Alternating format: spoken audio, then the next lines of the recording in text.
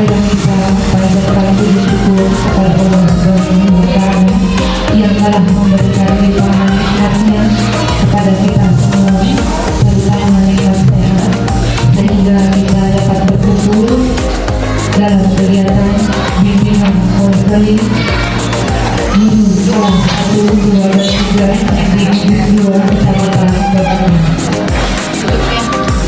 Tak lupa salawat serta salam senantiasa kita curahkan kepada Nabi Muhammad SAW, kepada keluarganya, sahabatnya, dan kita selaku umatnya. Semoga mendapatkan syafaat di hari akhir kelak. Amin ya rabbal alamin. Baiklah, kita langsung saja pada acara hari ini. Yang pertama yaitu sambutan dari Ketua Gugus yang berhormat Bapak Sutardi SPD. Kepada beliau disilakan.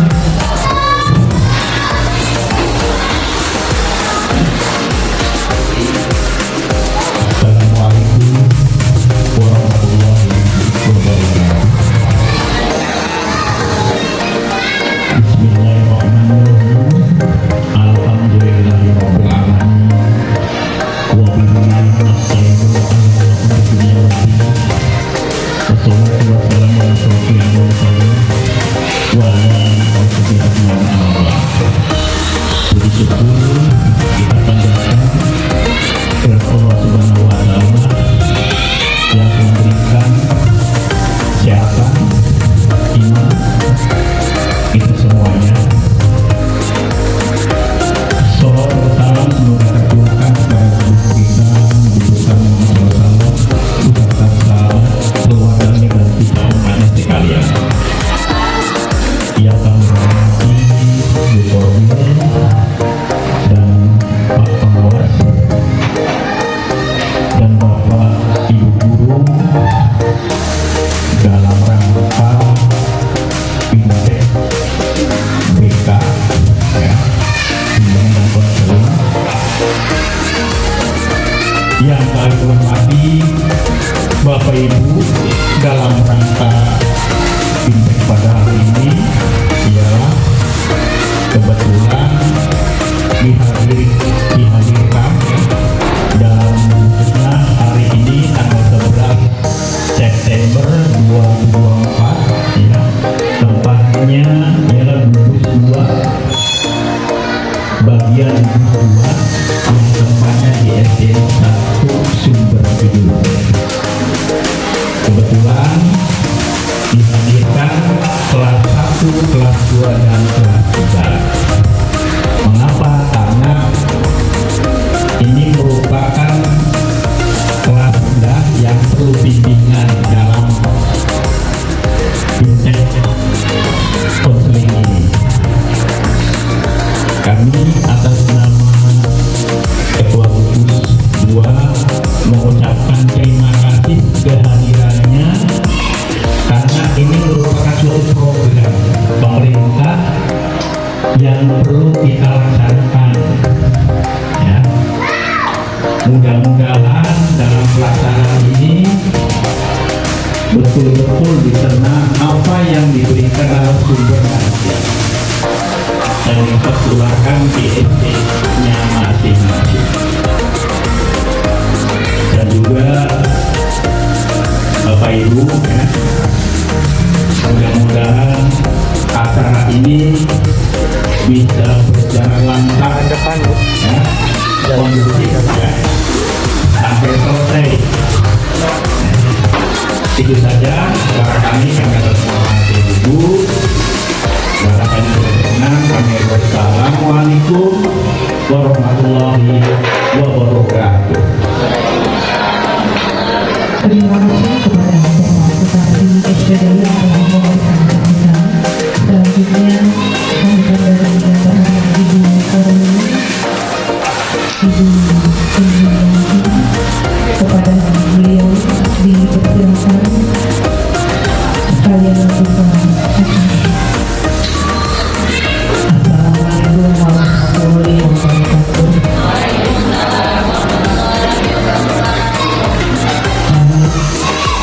Ya, yang saya hormati rekan kawan, yang saya hormati Pak KS yang pada hari ini 2 sore dan ketua gugus dua tadi yang saya hormati narasumber kita Bogina dan Putria, tetap saya teguh masih semangat. Dan yang saya banggakan Bapak Ibu beserta pelatihan di bimbingan konseling. Dan tak lupa wabil khususon yang saya banggakan koreografer kita Pak Jitoto masih tetap semangat walaupun sudah pensiun. Alhamdulillah bersyukur atas kehadirat Allah Subhanahu wa taala yang pada bahwasanya hari ini kita bisa mengadakan acara pelatihan bimbingan konseling di Kubus 2. Kemarin di Kubus 1 alhamdulillah segala makanya tersampaikan ya. Barangkali mungkin bagi kita sudah tidak asli lagi apa itu bimbingan konseling. Sudah pada paham kan? Sudah tahu. Paling tidak waktu kuliah pernah menerima pelajaran itu ya. Bahwa sebetulnya untuk di tingkat SD itu bimbingan konseling belum ada. Mungkin karena perkembangan zaman, tuntutan kebutuhan pendidikan, dan itu salah satu tujuan pendidikan nasional kita. Maka bimbingan konseling ini diterapkan di sekolah, bahkan bukan di SD. Di PAUD juga sudah ada yang berarti. Karena apa? Program ini diterapkan dari tingkat pendidikan usia dini sampai tingkat yang perguruan tinggi tentunya. Jadi tuntutan di mana sekarang pengaruh perubahan yang itu sudah terjadi tanpa kita sadari di antara teman-teman saling mengejek ya. Maka diterapkan sekarang harus masing-masing lembaga satuan itu harus membuat tim TPPK, tim pencegahan dan penanganan kekerasan. Itu masing-masing satuan harus ada. Bahkan di pendidikan anak usia dini pun diharuskan diwajibkan ada. Jadi sesuai dengan tujuan pendidikan nasional kita, dari apa sih diharapkan siswa itu siswa yang karakter, yang beriman dan bertakwa serta yang luhur. Makanya dari mana membentuk anak ini supaya bisa seperti itu? Pertama kembali dari pendidiknya dulu kan. Nanti mungkin bisa dijelaskan lebih lanjut dari narasumber kita. Ini secara umum saja saya menjelaskan bahwa bimbingan konseling ini diterapkan di SD, walaupun sebenarnya di SD tidak ada bimbingan. Di PAUD itu tidak ada, adanya di SMP dan ke atas. Cuma dengan tidak adanya bimbingan otomatis kelas merangkap sebagai guru BK. Jadi di samping memberikan KBM juga membimbing anak-anak supaya menjadi anak-anak yang baik, yang berkarakter sesuai harapan tujuan pendidikan nasional kita. Jadi awal dari Bapak Ibu Pemudal dulu, ada kan mungkin maksudnya beliau maksudnya memperingatkan, tapi sekarang caranya itu halus, tidak boleh ada mementakkan, kekerasan, apalagi dengan menyentuh fisik dan seperti itu. Mulai sekarang setelah mengikuti pelatihan ini, mindset kita dibuka. Ayo anak-anak tahu bahwa kita bersama dengan kesabaran, keikhlasan, insya Allah apa yang Bapak Ibu lakukan tidak akan sia-sia, sudah tercatat nanti di BCA di sana. Insya Allah tahu itu yang baik akan menghasilkan yang baik. Guru yang hebat akan menghasilkan anak-anak yang hebat, yang sehat, yang karakter. Jadi jangan jangan ada kata pamrih ya. Mulai dengan ada pelatihan ini, saya ingin Bapak Ibu mindsetnya nawa itu yang ikhlas, nawa itu yang baik. BCA akan menentukan seperti itu aja. Paham BCA? Wajib tadi barangkali biar insya Allah apa yang kita namanya itu kita sama kita baik akan menghasilkan yang baik. Jadi saya mohon dengan adanya pelatihan ini, anak-anak khususnya kecamatan Babakan itu anak-anak diharapkan dengan adanya pelatihan ini bisa menghasilkan generasi bangsa yang baik, anak yang hebat, yang bermanfaat, anak yang soleh dan solehah. Harapannya kan seperti itu ya. Jadi mohon pelatihan ini jangan pas-pasan didengar, laksanakan dengan baik. Karena apa yang ada di hati kita, nawa itu kita itu akan berimbas pada anak-anak kita. Ya. Jadi tetap semangat. Barangkali dari saya itu saja. Nanti akan dijelaskan sejelas-jelasnya narasumber kita dengan membaca basmalah. Bismillahirrahmanirrahim. Saya buka pelatihan ini. Assalamualaikum warahmatullahi wabarakatuh.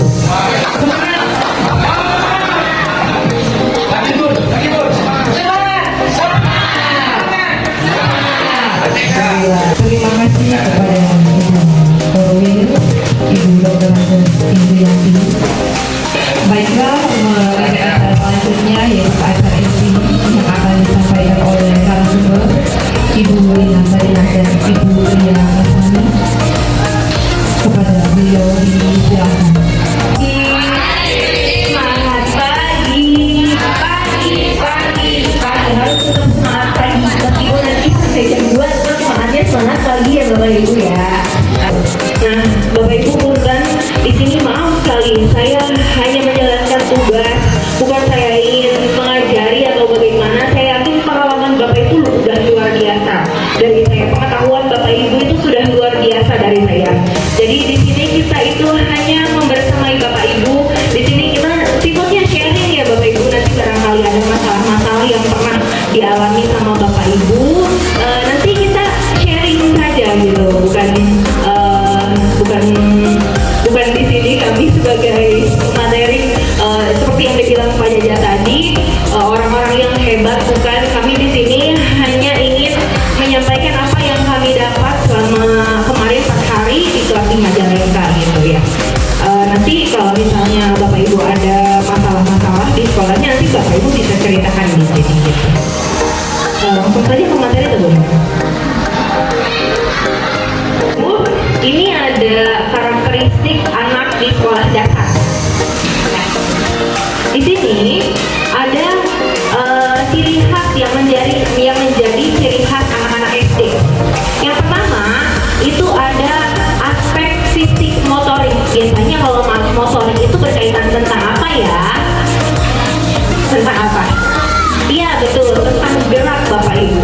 Nah ini fisik motorik ini biasanya berkaitan tentang gerak, tentang melompat, menulis, menggambar. Ini adalah aspek fisik motorik. Apalagi anak kelas 1-3 itu kan lagi aktif-aktifnya ya, lagi belajar aja tuh gak mau diem gitu ya.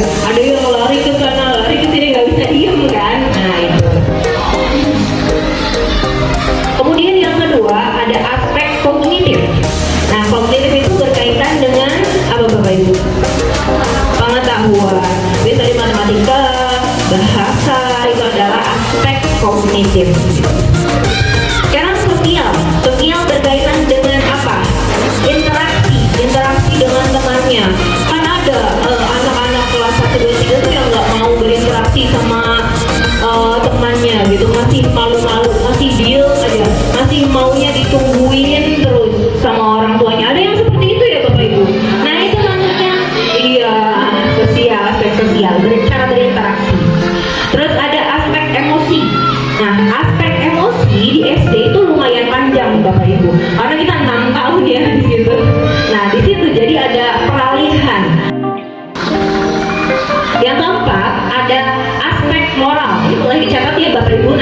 ini berkenaan dengan lembar kerja yang akan kita kerjakan nanti.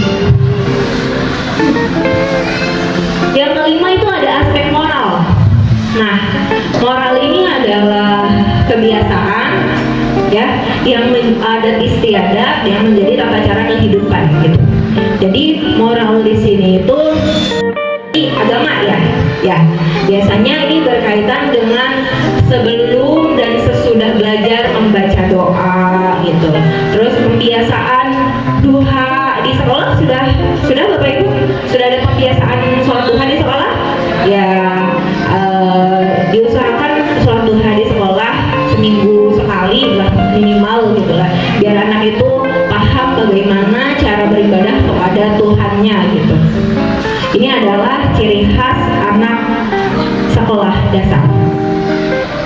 Nah, layanan bimbingan dan konseling memiliki tujuan membantu konseli mencapai perkembangan optimal dan kemandirian secara utuh dalam aspek pribadi, sosial, belajar, sosial, dan karir. Kemudian ini adalah bidang layanan BK. Nah, bidang layanan BK itu adalah mencakup layanan pribadi, layanan belajar, layanan sosial. Yang keempat itu ada layanan karir. Warahmatullahi wabarakatuh.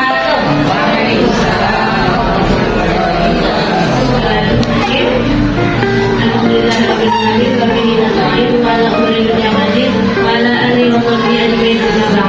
Allahumma shalli ala sayyidina Muhammad wa ala ali sayyidina Muhammad. Rabbi shrah li sadri wa yassir li amri wahlul min lisani yafqahu qawli. Pertama-tama terima kasih Bapak Ibu ya. Sebagai gambaran nanti kita akan melaksanakan membuat LK atau lembar kerja. Ada 4 LK. Yang pertama nanti kita akan membuat asesmen awal bimbingan konseling. Yang kedua nanti akan masalah-masalah dan solusinya. Yang ketiga nanti akan membuat menganalisis studi kasus. Dan keempatnya nanti ada LK membuat modul yang terintegrasi dengan bimbingan konseling. Mungkin itu sebagai gambaran kegiatan kita hari ini. Makanya jangan kaget kalau misalkan nanti ada lagi gitu. Soalnya kemarin sempat ada pertanyaan seperti itu. Ya. Di materi kedua tentang orientasi kegiatan bimbingan layanan konseling di sekolah dasar. Ya, sebelumnya biar interaktif Bapak Ibu nih ya. Apa yang ada di benak Bapak Ibu ketika mendengar kata bimbingan konseling? Masalah. Jadi Bu, anak yang baru boleh kalau dengar kata bimbingan konseling, apa yang ada di benak Bapak Ibu? Banyak kurangnya, boleh.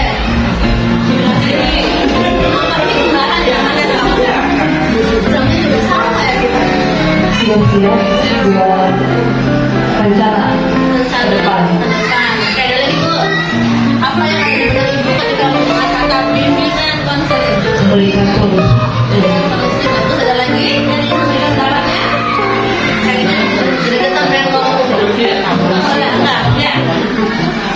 Masya Allah, terima kasih atas jawabannya. Betul ya, kalau dengan kata bimbingan konseling kayaknya nggak jauh dari masalah, dari rencana yang akan kita lakukan ke depannya, solusinya bagaimana. Pertanyaan selanjutnya, menurut Bapak Ibu, bimbingan dan konseling itu sama atau beda? Beda atau sama? Beda itu sesuai masalahnya. Sesuai masalahnya, betul. Ada lagi Bu? Jadi sebenarnya beda ya Bu ya? Ya betul. Sahabat, bahwa bimbingan dan konseling itu satu kegiatan yang berbeda. Ya, ini perbedaannya. Bimbingan konseling ini walaupun katanya sudah disebutkan bersamaan, namun maknanya berbeda. Bimbingan itu lebih mengarahkan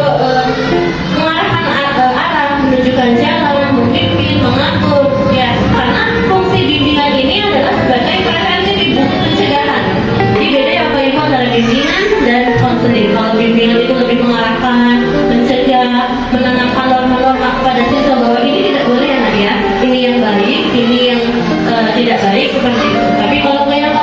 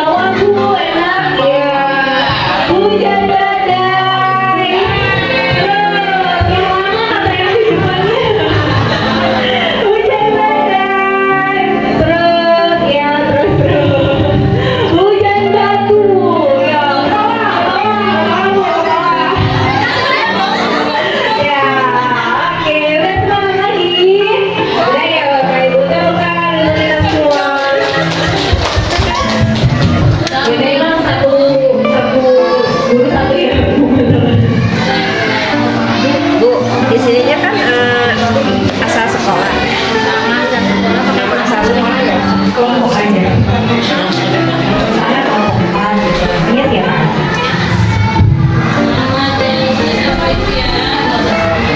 Namanya siapa aja? Asal sekolahnya diganti kelompok aja ya Bu ya? Minimal 5 lah. Di sini ada 10, tapi 10 juga kurang deh kayaknya. Banyak ya Bu masalahnya ya? Ngopi.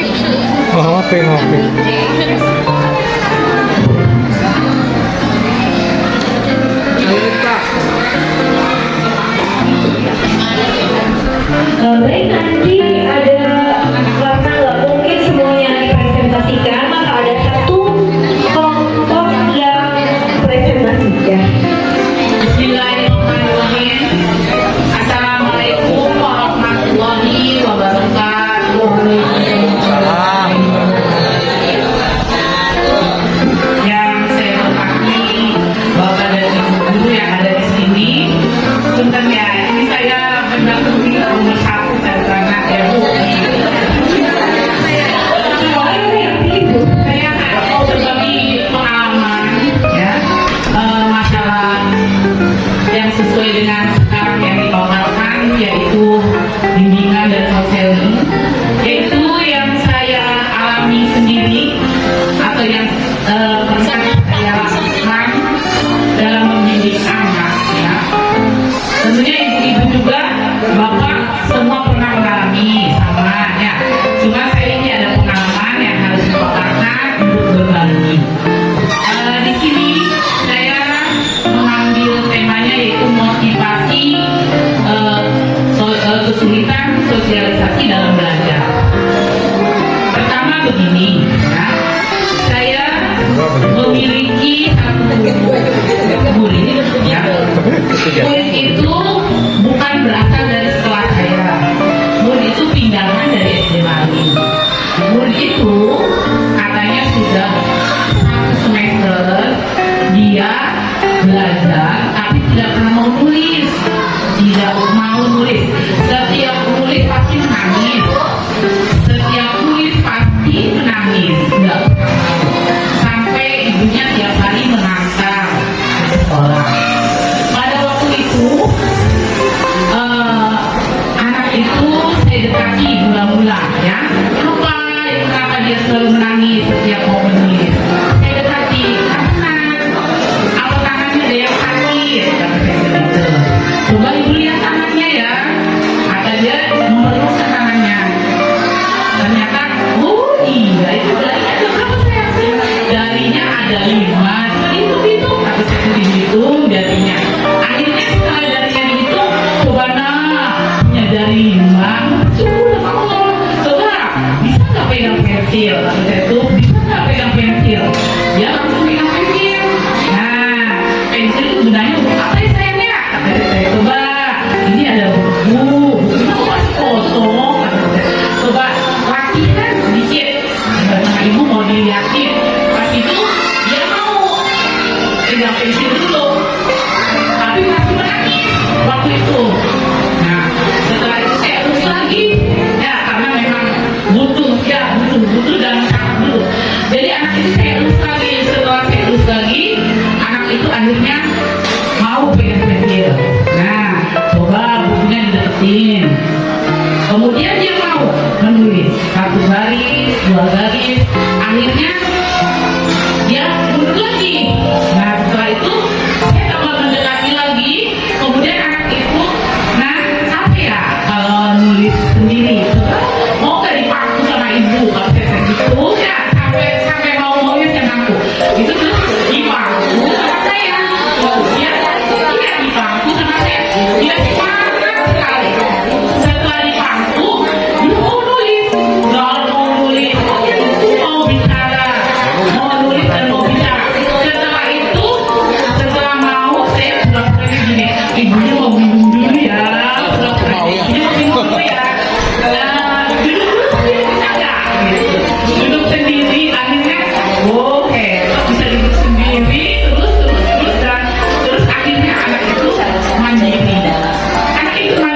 alhamdulillah anak itu sampai teringat sama saya pas itu ya. Ini sih pengalamannya banyak ada bantuan itu.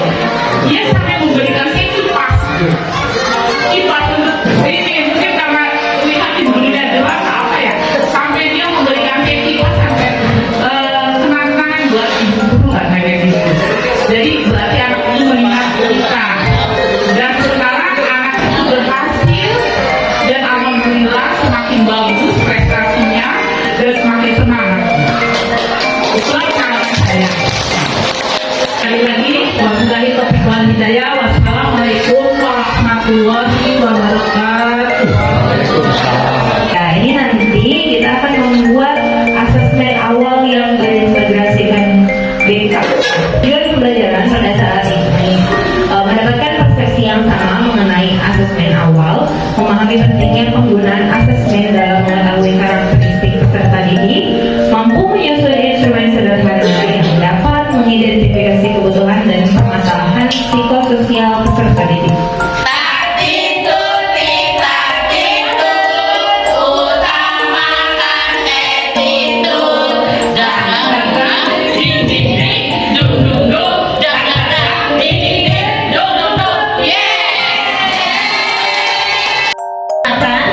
Dan lakukan. Hanya dua, dengarkan dan lakukan tanpa bertanya. Apalagi tengok kanan kiri. Siap ya? Buatlah sebuah lingkaran di tengah kertas.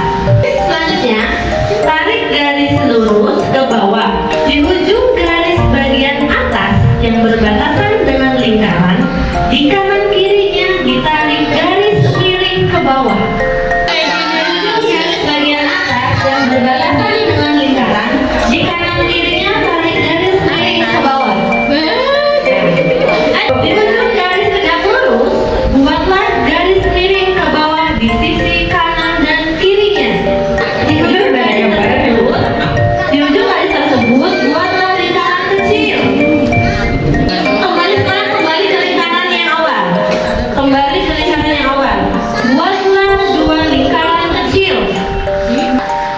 Di bawahnya, di antara kedua lingkaran tersebut, buatlah segitiga kecil. Terakhir, di bawah segitiga tersebut, buatlah bulan sabit horizontal. Adakah yang sama hasilnya? Ada yang dari lingkaran, segitiga, ya, oke. Ini bisa ya konsepnya ya. Bisa dari lingkaran pertama. Oke, bagus. Ini Bu Diana. Ya, sudah pilih tuh garisnya? Kurang ya? Ya, garis lurusnya dari sini. Ibu Diana nih. Tapi sudah ada bentuknya. Bentuk apa, Bu? Orang.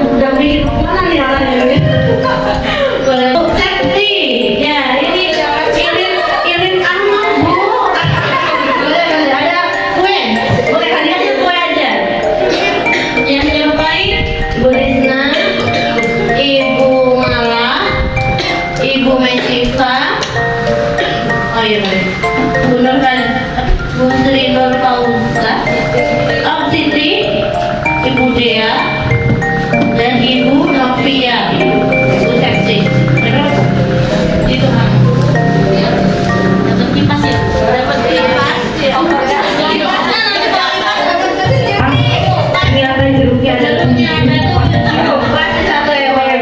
Rezeki nih. Alhamdulillah.